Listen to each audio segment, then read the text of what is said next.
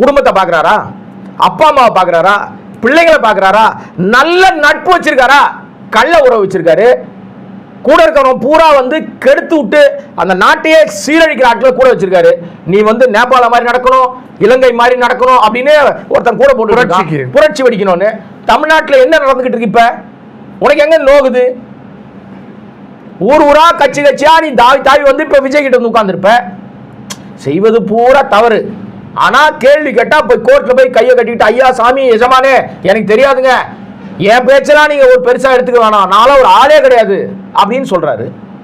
இதெல்லாம் இவர்களை தான் கூட வச்சிருக்காரு. இப்ப இந்த நிகழ்ச்சியின் மூலமாக, இந்த திருமண நிகழ்வுக்கு ஒன்னா இவங்க போனதன் மூலமாக ஒரு பெரிய கேள்விக்கு விடை சொல்லியிருக்காருன்னு தான் எல்லாரும் சொல்லுவாங்கல்ல. எனக்கு தெரிந்து நார்மலைஸ் பண்ணா நீதிமன்றத்தில் என்ன நடக்கும் என்பதை இவர் முன்னாடியே உறுதிப்படுத்துறாரு. என்ன நடக்கும்? இப்போ விஜய் திரிஷா ஒன்றா வந்துட்டாங்க, அப்போ அடுத்து நீதிமன்றத்தில் என்ன நடக்கும்? டைவர்ஸ் தான், டைவர்ஸ் கொடுத்துருவாங்க. ஆமாம், இப்போ ஜீவனாம்சம் அவங்க என்ன கேட்குறாங்களோ கொடுக்கணும். நீ தான் பெரிய யோகிய சிகாமணி தானே, யோகியன் தானே நீ, யோகியம் வரா சொம்பெடுத்துன்னு ஒளிச்சா வைக்க முடியும்? நீ என்ன கொடுக்கணுமோ கொடுத்து தான் ஆகணும். ஒரு பிள்ளை இருக்கு, ஒரு பொன் குழந்தை இருக்கு, நீ ஜீவனாம்சம் அவங்களுக்கு கொடுக்கணும்னா கொடுத்தா.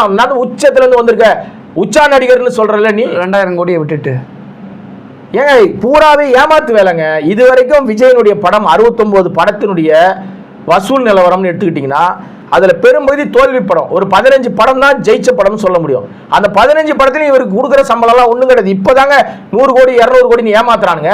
அந்த மெர்சல் படத்துல இருந்தா 3 டிஜிட் சம்பளமே ஏறி இருக்கு.